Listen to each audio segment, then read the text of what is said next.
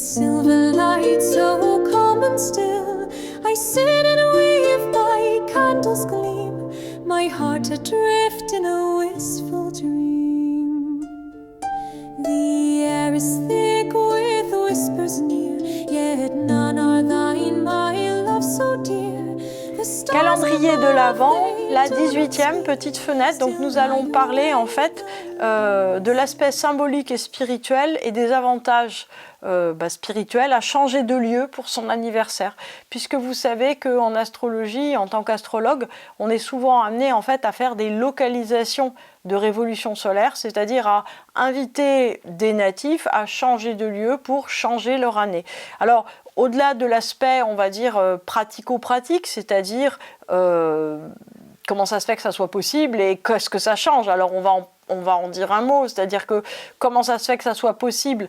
Tout simplement parce que nous ne sommes pas sur le même fuseau horaire et qu'une révolution solaire, si vous voulez, elle se fait sur le fuseau horaire sur lequel en fait on se trouve au moment où le soleil revient sur sa position natale, donc ça c'est technique.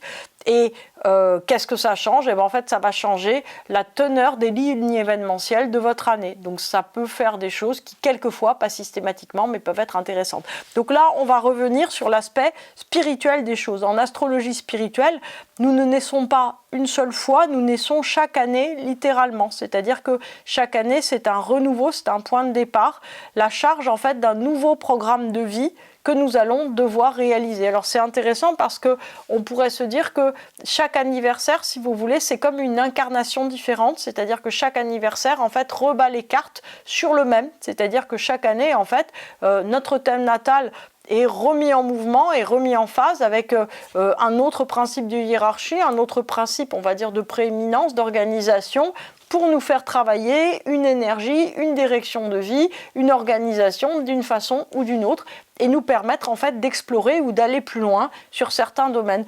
Donc en fait, ce qui est intéressant, c'est que chaque année, nous avons la possibilité, si vous voulez réellement, de remettre à plat complètement notre existence et de faire quelque chose de complètement différent. Alors, les RS annuels ne sont plus calculés, comme vous savez peut-être, sur le ciel nocturne, mais sur notre ciel de naissance, c'est-à-dire que ce sont des variations sur le point de départ fictif que nous sommes dans l'univers. C'est comme si le monde, en fait, recommençait à nouveau avec nous. C'est ça, en fait, un thème astral. C'est un nouveau point de départ radical, sauf que, comme je dis souvent, le ciel ne s'arrête pas d'avancer, les planètes non plus de tourner. À partir du moment où vous êtes né, ça continue. C'est pour ça qu'il faut en garder la trace et tracer des cartes. Alors, cette fois, si vous voulez, au moment de votre anniversaire, on nous demande de faire ça en conscience. C'est-à-dire que vous avez la possibilité de prendre conscience, c'est vraiment le mot qui est très important, de prendre conscience de votre vie en changeant de lieu. C'est-à-dire que vous avez la possibilité de vous dire, cette année-là, je ne veux pas être ascendant Poisson, je ne veux pas être ascendant Capricorne, je veux travailler autre chose. C'est-à-dire que ce n'est pas dans la logique d'éviter ou d'avoir le sachet de bonbons le plus gros ou le plus joli qu'on a vu dans le magasin. C'est dans l'idée de se dire, voilà, en fait, ce que j'ai vraiment envie de travailler, ce que je me sens prêt à développer, sachant que chaque fois en fait qu'on obtient quelque chose, il y a une contrepartie. C'est-à-dire que si vous devenez plus riche que vous n'étiez, vous allez peut-être avoir une moins bonne santé. Si vous avez une meilleure santé, peut-être que vous serez moins riche. Si vous rencontrez quelqu'un, peut-être que vous rencontrerez des difficultés professionnelles. Si vous avez une promotion professionnelle, vous aurez peut-être plus de difficultés sur le volet familial ou sentimental. En fait, il faut comprendre que tout est affaire, j'allais dire, d'engagement et de contrepartie dans tout ce qu'on reçoit.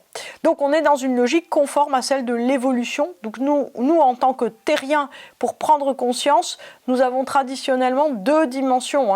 C'est la structure de notre incarnation, c'est l'espace et le temps. C'est-à-dire que ce qui définit les conditions, si vous voulez, de notre incarnation sur Terre, c'est le fait de se déplacer et le fait, si vous voulez, de passer du temps. C'est-à-dire qu'il y a 20 ans, vous étiez plus jeune qu'aujourd'hui et dans 20 ans, vous serez plus vieux que demain. Et vous pouvez aussi aller à Bordeaux, au Touquet, à Paris-Plage ou bien à Stockholm si vous en avez envie. Donc, parlons d'abord du temps. Le temps, en fait, dans le cadre en fait d'une révolution solaire, c'est similaire en fait à l'évolution de conscience. C'est-à-dire que l'idée, c'est qu'est-ce que vous percevez comme changement, quelles sont les mutations intérieures que vous attendez, quels sont les événements extérieurs que vous attendez, qu'est-ce qui serait bénéfique pour vous aider à évoluer, c'est-à-dire c'est quoi évoluer, c'est déployer ses talents, déployer ses projets, déployer le plus d'efforts qu'on peut pour avoir le plus de force dont on peut disposer pour faire des choses. C'est-à-dire que, en fait, ce qui est formidable, dans effort, on entend force. Donc ça veut dire que plus vous avez d'énergie, plus vous allez pouvoir conquérir des choses intérieures et extérieures. C'est formidable. Donc nous ne pouvons à nouveau choisir effectivement le temps complètement de notre naissance, mais nous pouvons pressentir où nous en sommes intérieurement et dans chaque domaine de notre vie où nous avons la sensation que quelque chose n'est pas en harmonie. C'est souvent en fait quand on a un manque, vous voyez, quand on se dit professionnellement j'ai pas ce que je veux, ou sentimentalement c'est souvent j'ai pas ce que je veux, ou financièrement j'ai pas ce que je veux, c'est qu'on ressent un manque et donc une disharmonie et qu'on veut répondre à cette disharmonie.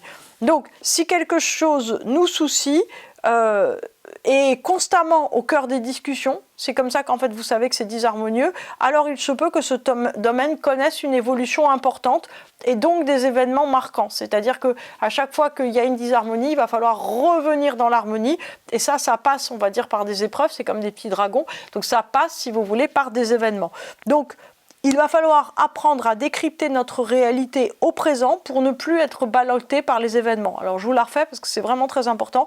C'est-à-dire que plus en fait on comprend notre réalité, plus on comprend ce qui nous soucie, plus on accepte de ne plus être ballotté comme des feuilles au vent par les événements. C'est-à-dire que en fait comprendre que les événements ne peuvent pas avoir d'autres sources que nous. C'est-à-dire que nous générons des événements parce que nous n'avons pas suffisamment d'harmonie intérieure. Donc ça veut dire que quelque part, il faut arriver à replacer tous les éléments de notre vie et accepter de traverser certains événements pour que, si vous voulez, une harmonie globale se refasse.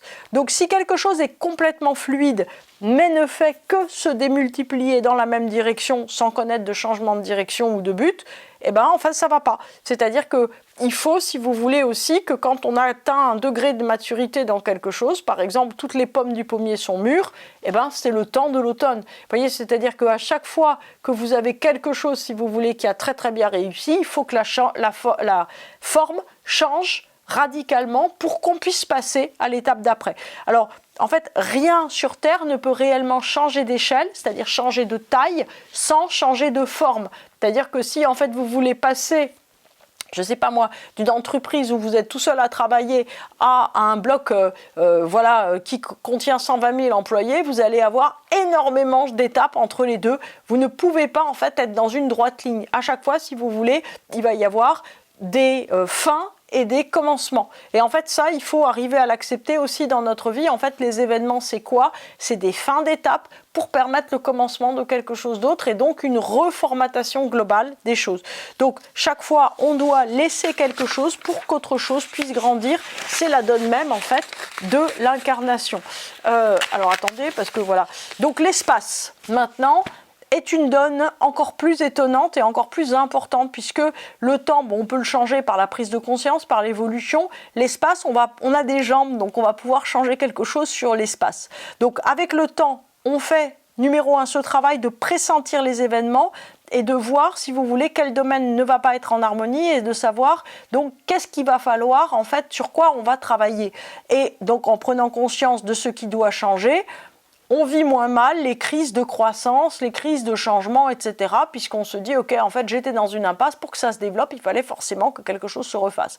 L'espace, par sa volonté d'écrire une autre histoire, nous fait appartenir en fait à un autre lieu karmique. C'est-à-dire que, en fait, chaque année nous renforce en fait dans notre karma à Noël.